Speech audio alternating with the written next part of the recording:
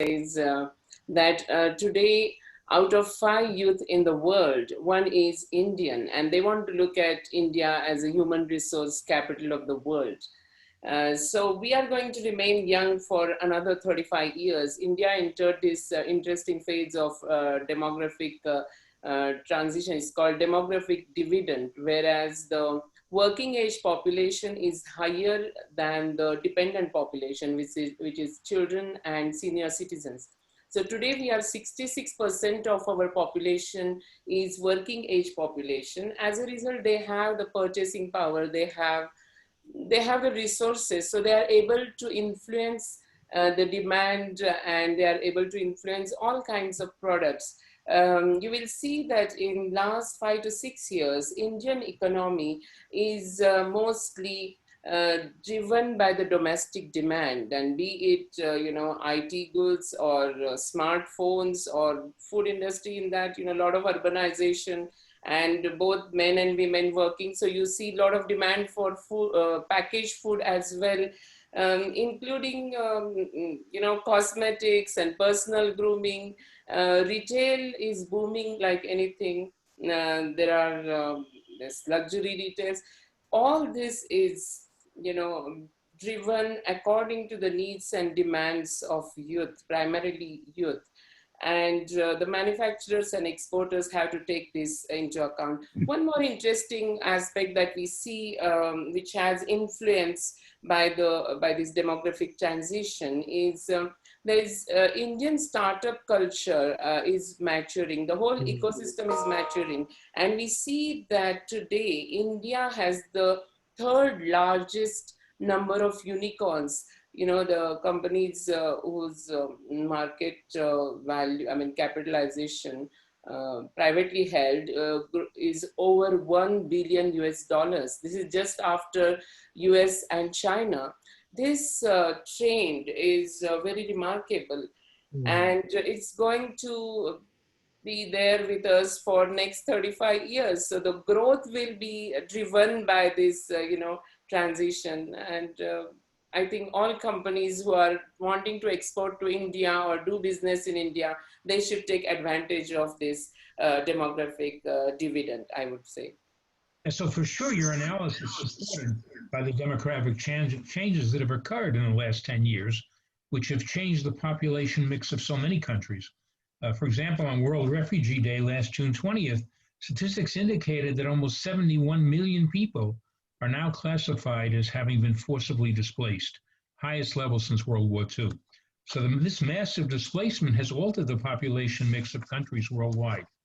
Tony, you're sitting in the UK, and from your regional experience, what specific changes on the part of individuals and businesses have you seen develop in your countries in response to these changes? Tremendous change. In the last 10, 20 years, we've seen our demographics change enormously on so many different fronts. We are not a homogeneous society anymore. We don't have a monolithic culture as such. We have so many different cultures driven by the changing demographics, both by age. We're an aging society in Europe, in the UK, North America. But we also have a younger population, which is largely driven by different ethnicities. So that is where the tomorrow's workers are coming from. People who are from different parts of the world who've arrived into Europe. And I see this not just in the UK, I see it in so many cities across Western Europe, that it's not a UK or a Netherlands or a Germany specific trend. That's changing the way we think, the way that we do things, and the demand for products and services. So Sushama talks about the growing youth and the interest in retail products, for example. I'd say to you that we are seeing for the more elderly population, more convenience type products, more aids to help them to live comfortable lives. But at the other end, with the younger members of the population, we're seeing a different need in terms of what they want, in terms of where they spend their money. Perhaps spending more of their money on services, whereas I noticed the older population, perhaps because of the post-war environment they came from, is still very much motivated by spending on products. Whereas younger people, I find, are much more service orientated. They value services more than products. So lots and lots of changes. And for me, the demographics isn't simply about age, ethnicity, gender. It's really about values. And that's something I'd like to speak about more during the course of this webinar. Richard? Great. You know, until Saturday, I had 5 teenagers. One of them turned 20. On Saturday, we had balloons, a party, cake, everything. Now, if I look at the average age of my kids from 13 to 20, that almost approximates the average age in Africa. There's a lot of countries with a close average age of just over 17, and the average age across Africa is 19.7. So we're going to stay young. Sushama, we're going to stay young. Yeah, true. We all are, Richard. All of us, yes. But Africa as a market is going to be a young market until the end of the century. And that is something amazing to think about. We've got a population of 1.3 billion now, and it's going to be tripling by another 80 years. So this is really going to be an important factor. And if you look at India and Africa together, within about 35 years or so, the two markets are going to make up over half of the world population. And by the end of the century, they could make up 2/3 or 60% of the world's population. True. And as we know, Sushama, you have sent a lot of trade missions to Africa. And you've had a lot of young people managing companies. And what is really important about India is a lot of those companies are family companies. True. So the parents bring the children, the adult children, even the younger children, and they come and they meet. And the value of entrepreneurship in India that I've seen in Africa through the many trade missions that we've seen from India is actually astounding. It's the same thing in Africa. Measurably, Africa has one of the highest levels of entrepreneurship as a value in the youth culture of anywhere else. And this is critically important, because if you have that and you've come from nothing and you've built it up, because most of these young African people have started with nothing, because and they're forced into entrepreneurship because there's only about 30% of them will find a formal job. There aren't many formal jobs available for the young people leaving school and entering the job markets. So entrepreneurship has been taken in hand by these young people, and it's turning Africa around very quickly. And so we're seeing that in tandem with this, growth in democracy, in social stability, and as we've seen from in the last 40 years particularly, but especially in the last 7, 8, 9 years or so, we've seen an amazing uptake in anti-corruption movement, in the strength of education as part of a policy. There is no government in Africa that will be able to survive without the youth vote, because most of the voters as a bloc are going to be under the early 30s. Well, Richard, this is really critically to think about. Well, Richard, on that particular point, if I may just jump in here, we see the opposite in the Western world. We see an elderly population who are more likely to vote, and you get the results like you get. I leave it at that. I'm still young, so I have a different view. In terms of values, you're quite right. We're seeing a value-driven proposition, which is what people align themselves to, as opposed to, their decisions are very much based upon values rather than simply by virtue of their age or gender. True. How does that translate into the marketing side? In other words, with all of these changes, all right, what does that mean for the exporter who's been used to doing things a certain way when they export to Africa or to India or to the UK? What is that going to mean for them now in the future as this all changes? I think one very practical side, Sherwin, is that companies that come here have to understand that there is like Tony said, there isn't one cultural monolithic block in any of these markets. We're all very diverse markets with a lot of different belief systems and worldviews. So but the key thing is that generally people are in the emerging markets I think that they're more entrepreneurial than the same age cohort in the old Western developed markets. And so I would say that as a general rule, and you will see this. In fact, we're seeing it already. If you look at the age of the new money in Africa, it's all young people. It's almost exclusively very young people, which is interesting. If you're coming in as an exporter from another market, say the United States, Canada, UK, Europe, you're going to have to look at what does it mean to be looking at a contact who might be 60 years old, tied into a very collectivist, very hierarchical society where their values are a little bit different than, or actually radically different from the young people who might be 25 or 30, who built a company from zero to nothing, but within a very strong family structure, and who have very strong goals about where they want to be individually, who believe in creating a middle class outcome and want all those accruements, and they're working hard to get them. So within that, you get a very strong belief in merit and the belief in private property, which is really important. And so this is one thing that we're seeing a big divergence going on in the world right now.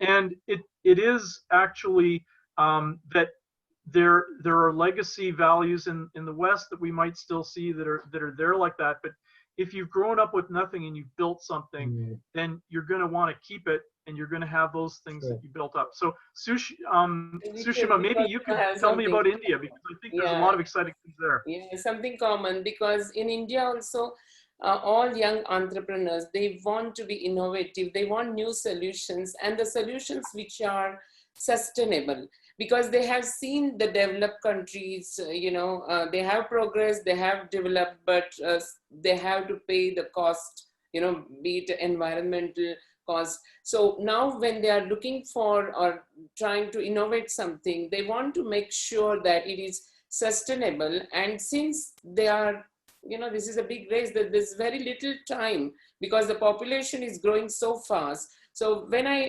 interact with the young entrepreneurs, they say we want rapid change, and they want to utilize the resources available to them very, very efficiently. And that gets reflected, in the kind of innovation they are doing. So when any foreign company wants to export something to India, they definitely want which is high tech and which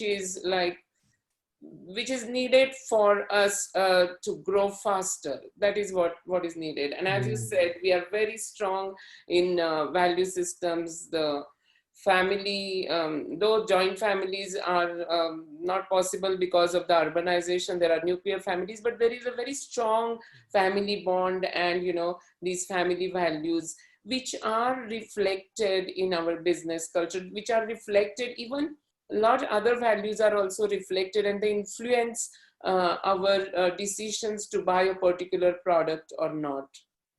Can I perhaps just add, you're both speaking from two markets which are very different to the Western world, obviously fast growing, big populations.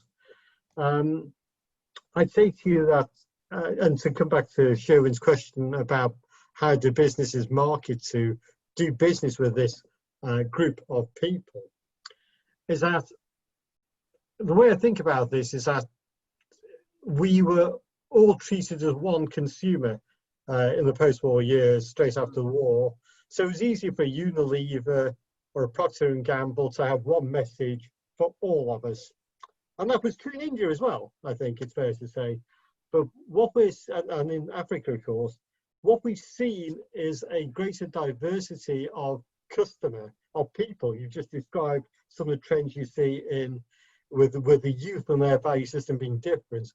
Our value system in the Western world is whereby the values, I think, are common but different with youngsters in Africa and India, in that we are more open-minded, more tolerant of other people. We see people differently, and we see things like the environment as being of great value. And we're increasingly voting with our feet, spending our money in a way which aligns with our value system. A Harvard Business Review study recently showed that people decide how they're going to spend their money with those organizations they align themselves with. So if they have a choice, as they clearly do, they will spend money with those organizations that they agree with rather than those that they disagree with. That may be on the environment, it may be on Black Lives Matter, it may be on do they believe, do they sign up to the world is flat, would they sign up to a factual based world? So it just depends upon value systems. There are no rules anymore for me. There is no one size does not fit all anymore. Tony, do I hear you saying that people make the decisions on what they're going to buy in terms of brands and what have you, based on the value system of the manufacturer? Does it go that deep? I think it does. I absolutely think it does. In terms of, if you know a company, a supplier, has a terrible reputation in terms of human rights, has been shamed for the way it treats, let's say, labour in third world markets, or its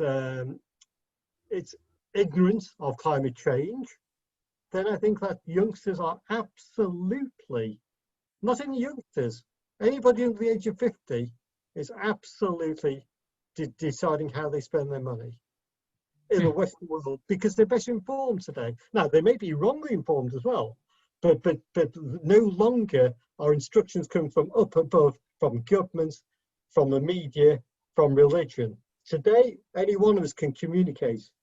It's an important point. Richard, do you see that in South Africa as well? Do you think people are making decisions like, say, not buying slacks because they're made in, maybe they're made in Bangladesh in a factory that doesn't treat their employees right?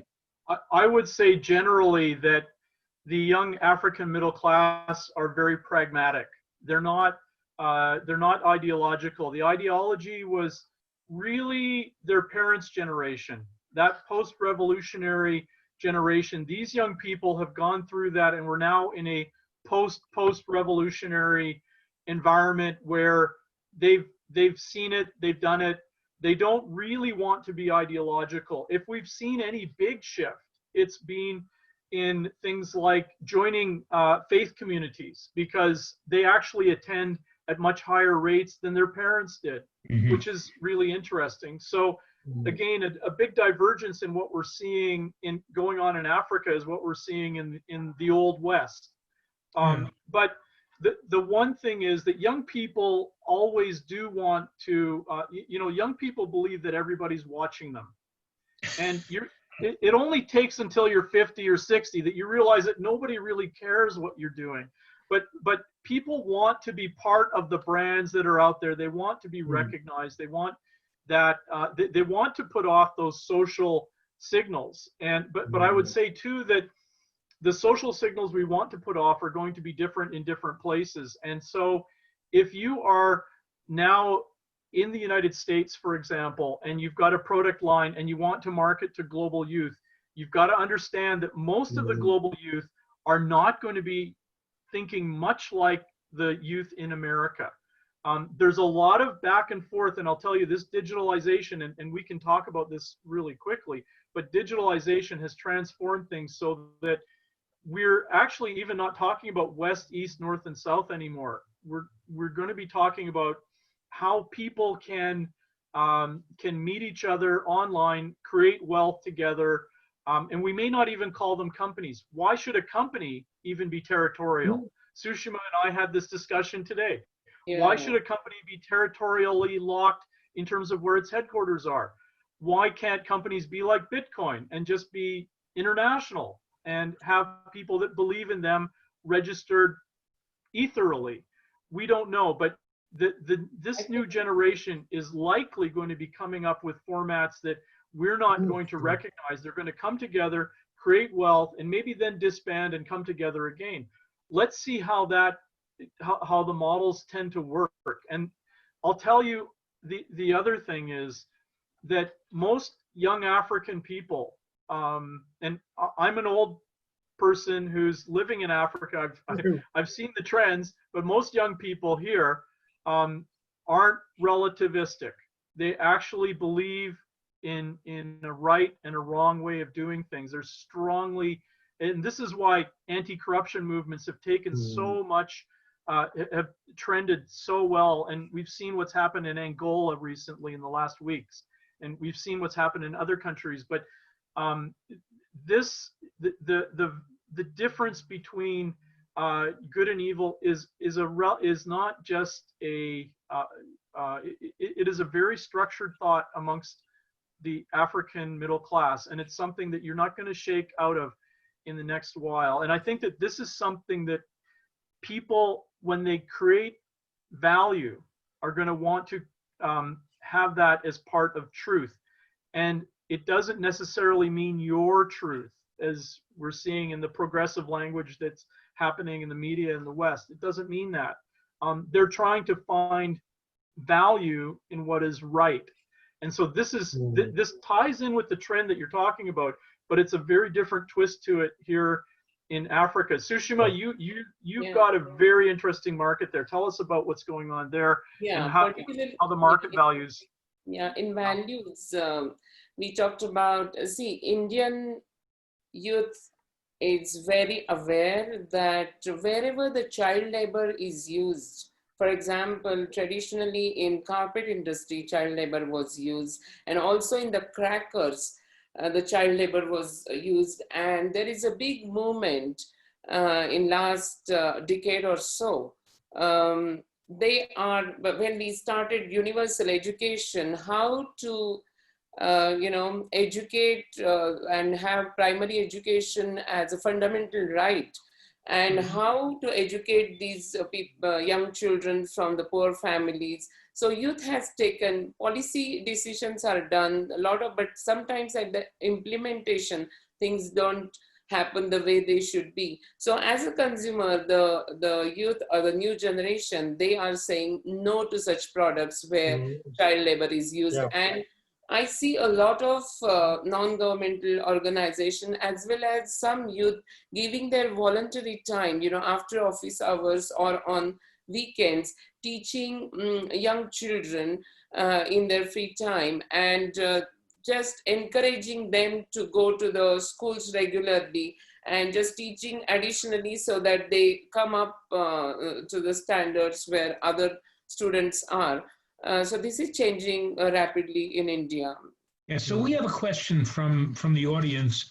One of our participants is saying that conventional wisdom suggests that exporters develop a razor-sharp value proposition in order to be successful. And he wants to know how will this affect post-COVID? How will the post-COVID environmental change affect how companies themselves are positioned to succeed? Yeah. Shall I have a go at that? Go ahead. Okay, so I think COVID might actually be a distraction here.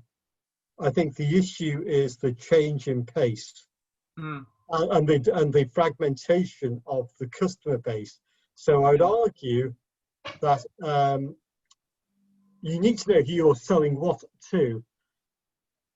But I would argue now that you must know as a micro level rather than macro level who it is you want to sell to and why they should buy your products or service.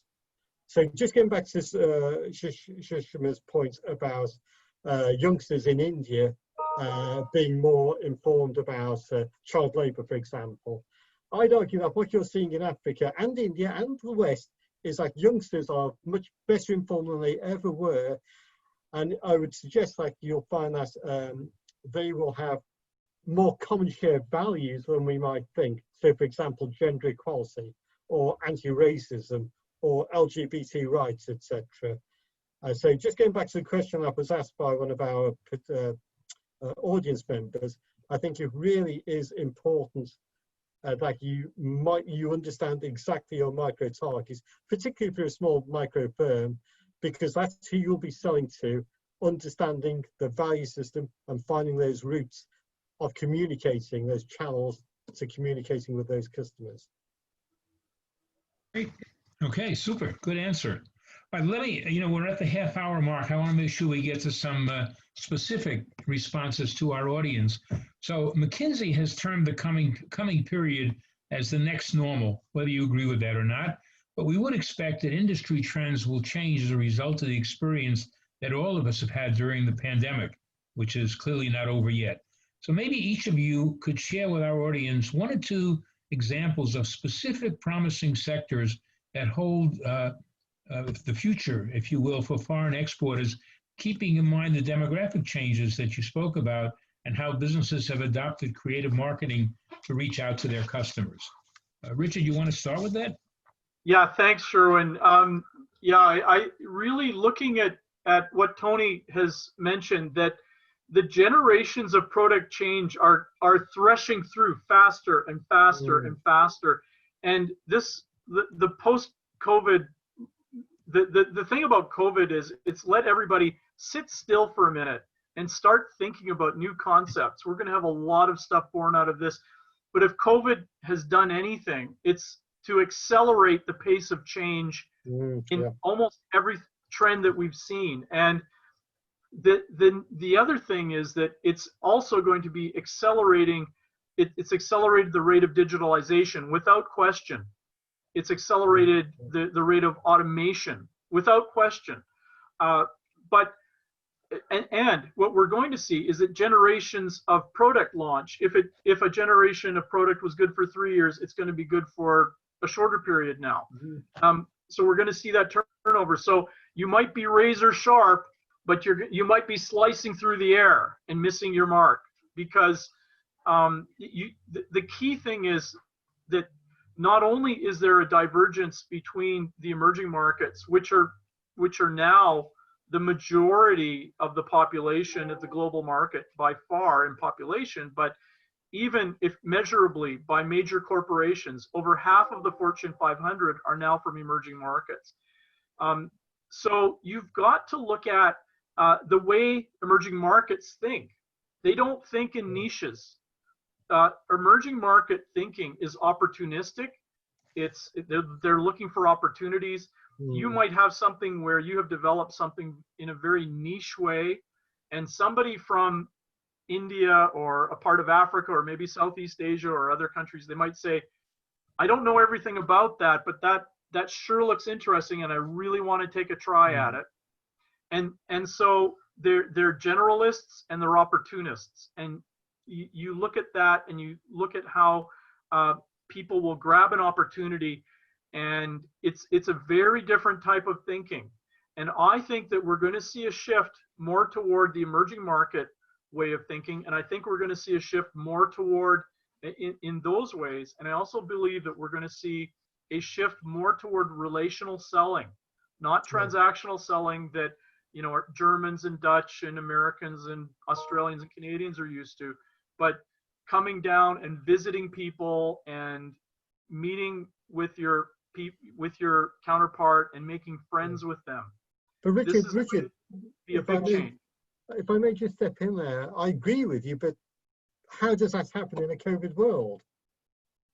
Before COVID, COVID will be, like you said, we're not looking at COVID right now. Okay. But I think in the end, making meetings happen should be part of your digitalization strategy. It shouldn't be digitalization completely eliminates the need for meetings. You have to look at it as a tool rather than the end. And I think if you do that, you're going to be successful in the world, because most of the world is extraordinarily focused on relationship selling.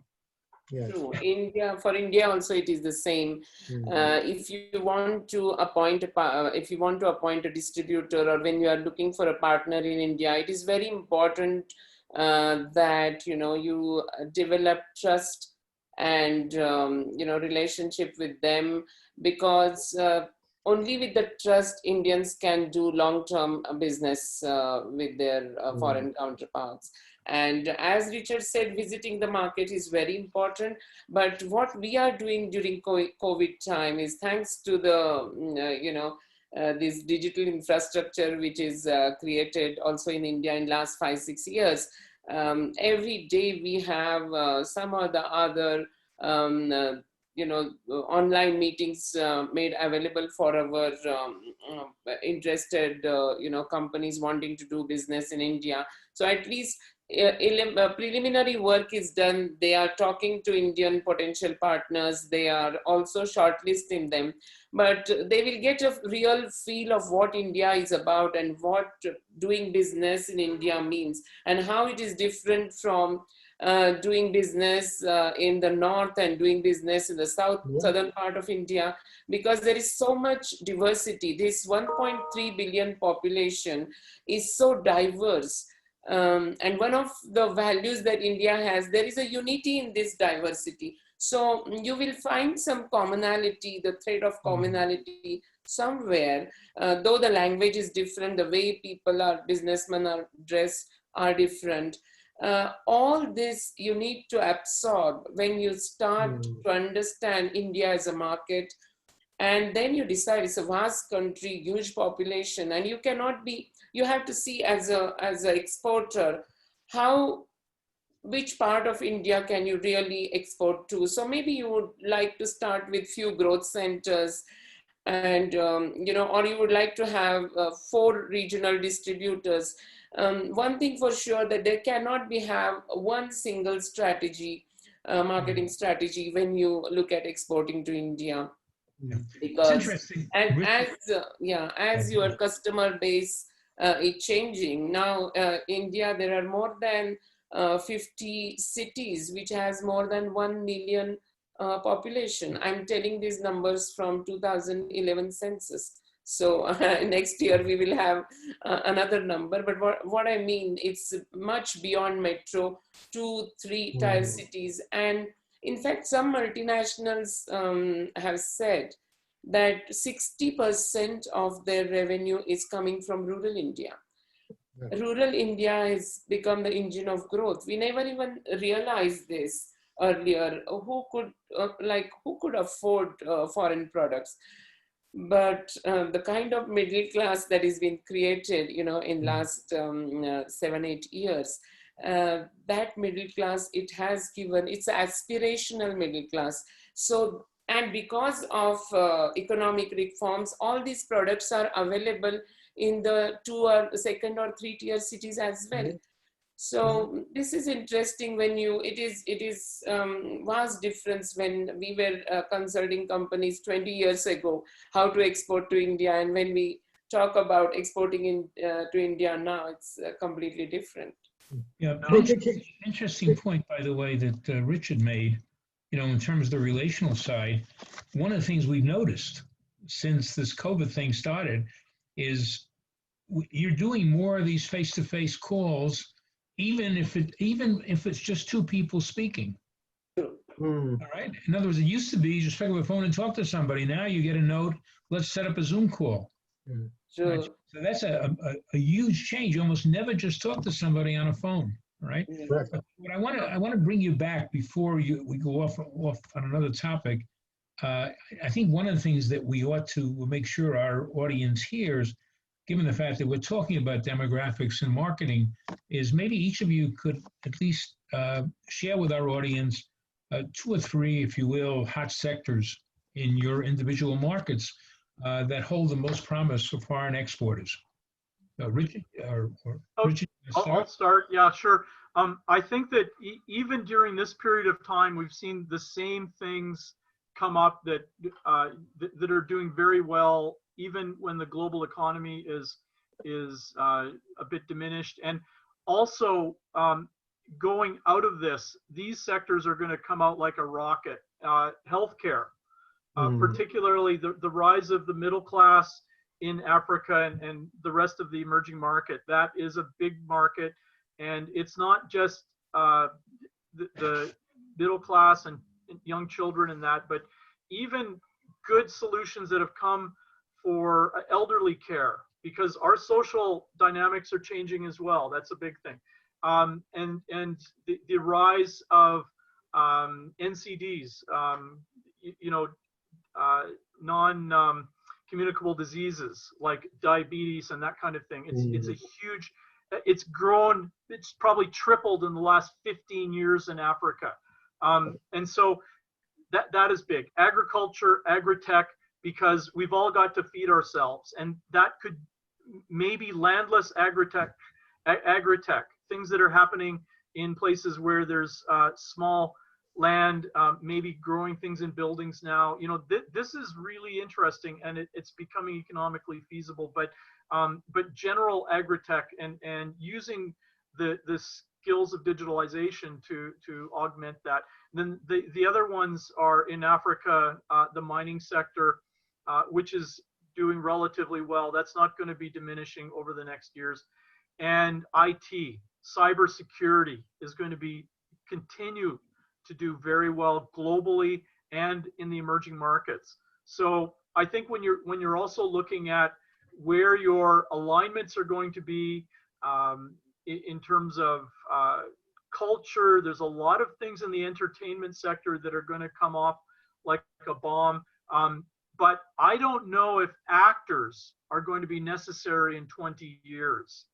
The technology might be interesting, but the actors maybe not. So let's look at that, because you've got a huge youth market right across the world that is going to be really wanting really good quality entertainment. Tony? Hi, thanks, Ewan. I'd echo a large part of what Richard just said. So despite the clear differences between Western markets and India and Africa, I think that the world is becoming flatter. So many of the things you just described, Richard, mining aside, I think we're seeing here, but my answer would be fundamentally, the things that our market wants is anything that can make our lives better for less. So healthcare solutions, of course, that's a given. That's something we all need. Food and drink. Without food and drink, we're 2 meals away from public disorder. And of course, our way of working today has changed dramatically. So our cities are funny. It's funny that this should happen, but our cities are emptying, not because of downtown law and disorder, let's say, as might have been the case traditionally, but because of COVID. So more and more of us working remotely. So how do we continue to function and work in this new remote environment? So any solutions, and we've already seen some like Zoom take off, but any solutions which allow us to work in a remote way, but feel closer, augmented reality, virtual reality, all those sorts of things that allow us to operate in a more remote environment and still be fed and watered and looked after in terms of our healthcare without costing a great deal are most welcome. Sushama, what do you think? Yeah. Actually, healthcare is a hot topic in all markets, whether developed or developing. And in India, the need is creating strong healthcare infrastructure. Also, there is a great demand for medical equipment and medical devices, and also some nutraceuticals. So some companies, like I've been working with some clients who have developed some nutraceuticals which are targeting to certain diseases. They are also welcome, and there is a growing number of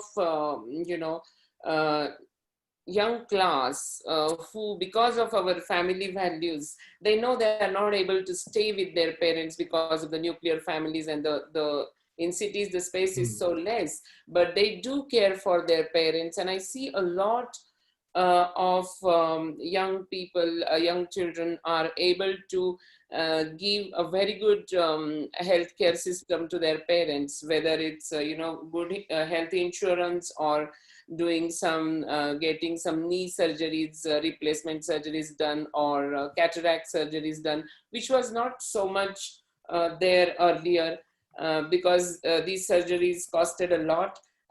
Also, another example is hearing aid solutions. So many children are gifting to their parents hearing aid solutions. The health infrastructure in the 2 and 3 tier cities also has a lot of demand, even for the used or refurbished equipment, because they are not able to invest more. So I have assisted a lot of clients in that sector. Education and IT in education is really hot topic. With COVID, it has become even more important, but otherwise also because we have such a huge population, and we need to train our workforce on different skills. So education and skill development is hot subject here. Automation in manufacturing was required. We always talked about it, Industry 4. But with COVID, everybody realized that it is needed tomorrow. So that is important. Agriculture to food processing. Because of the disruption in supply chain during COVID, we realized that we have to have something available, and unless which is closer to the market.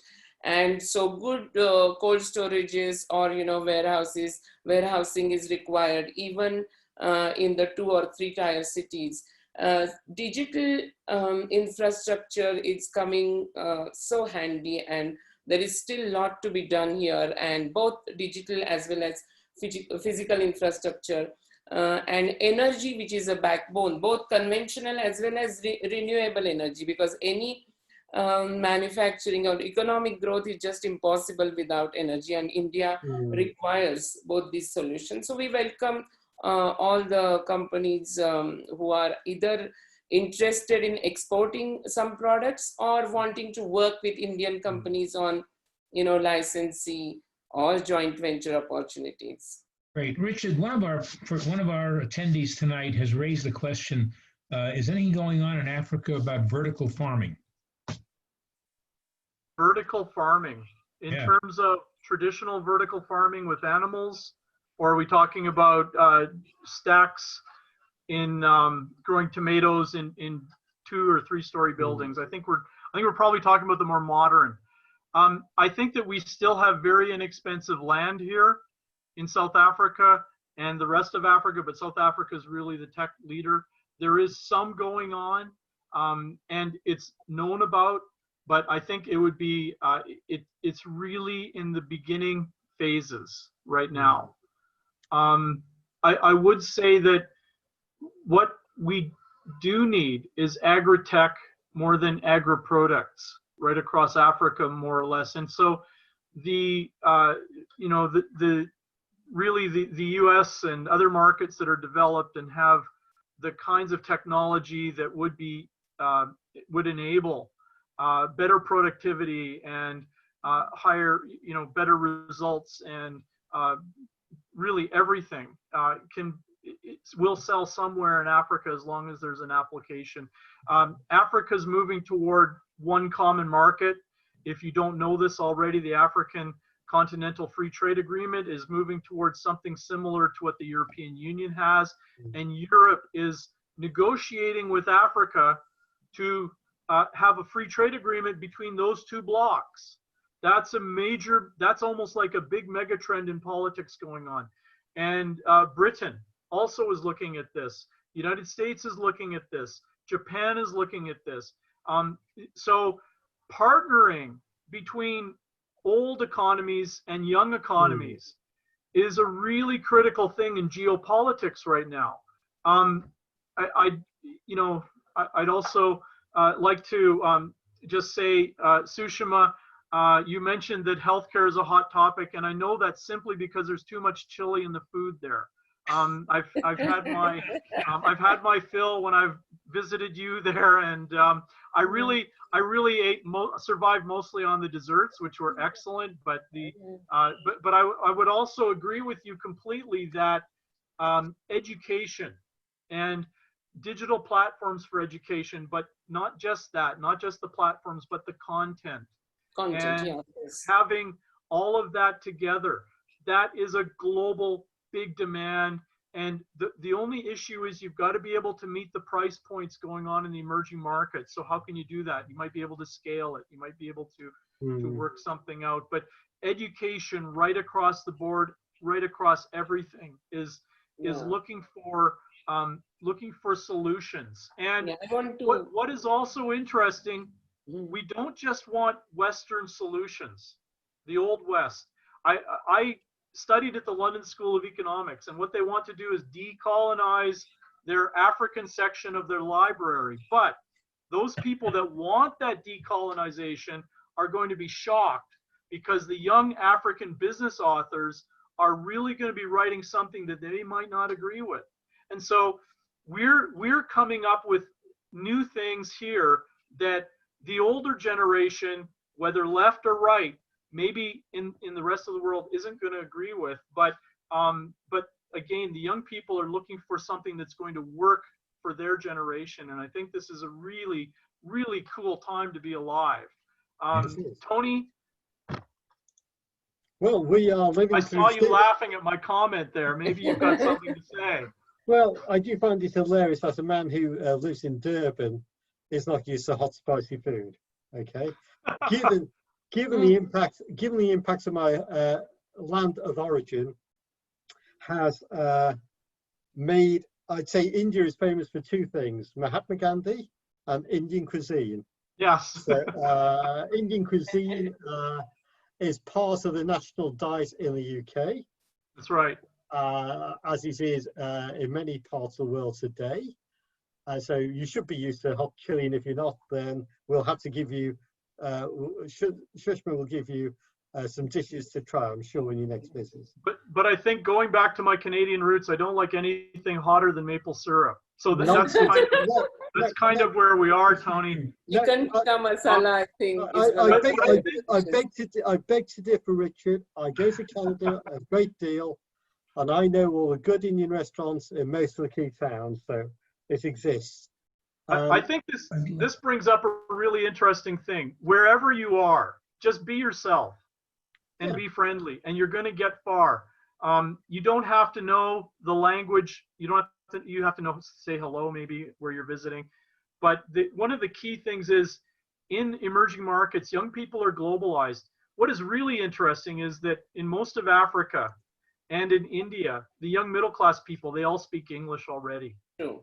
Think about where China would be if they had digitalization and they could speak English back when the big changes happened in 1980, early 80s, late, So these markets are going to be, they're already exploding in terms of potential.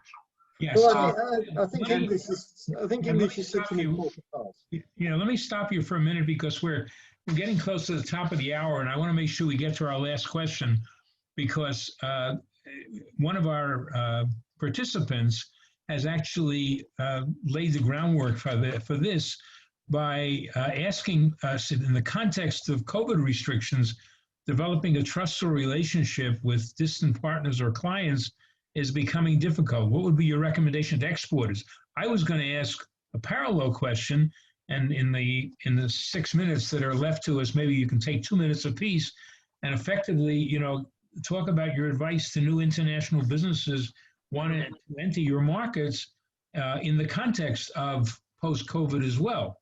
So, Tony, you want to start with it, and then we'll go through, and we'll be able to do it all before the top of the hour. Yes, well, I think for a start, you need to understand the market, and given that you can't travel to markets easily today, then forgive me, folks, for shamefully promoting our collective world of the work that we do, the participants and the speakers. I think you need feet on the ground to help you understand those markets. And then I think it's about trying to have a dialogue remotely with those who are in that line of work to get to find potential business partners. I think it is through partnership, through what we've heard from my esteemed colleagues and friends.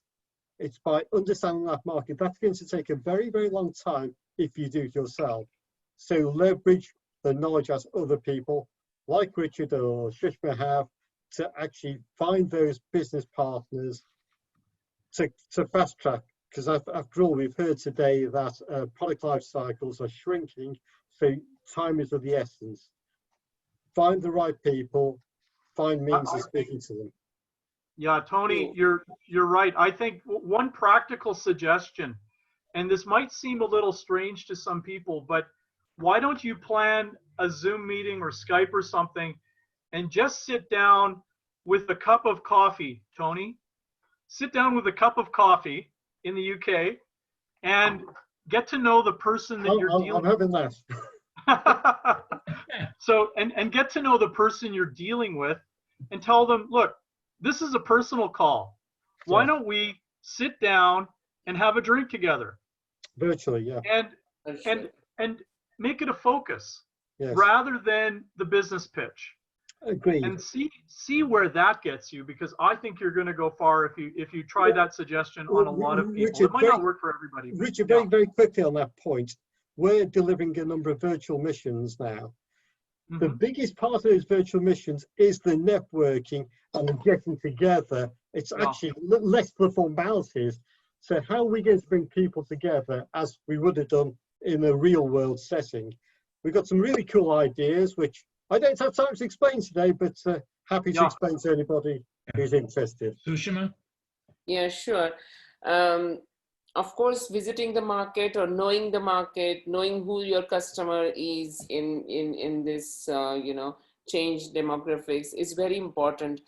Having a local partner is equally important. And to be able to do both, you need some local expertise, which we can offer, of course. And as my both colleagues have said, use maximum platform, different online platforms to get to know your customer or your potential partner. And without much expectation about actual sale, try to understand the market, try to see what they are looking at, during this post-COVID. They know, for example, last week we did Zoom conference, and the Indian customer said, I liked your product, I would like to know, but I don't think I'm able to place the order before November.